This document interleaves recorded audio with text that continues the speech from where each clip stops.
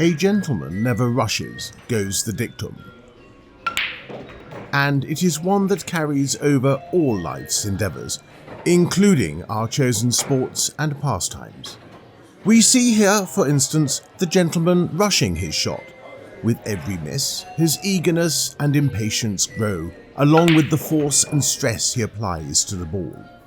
He would do better to step back a moment and take a measure of himself, to recognise that success rests not on these baser instincts, but on his overcoming them.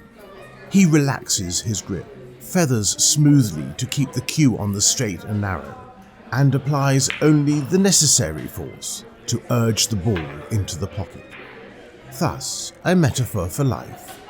Every task or effort is better faced with patience, equanimity, and just a touch.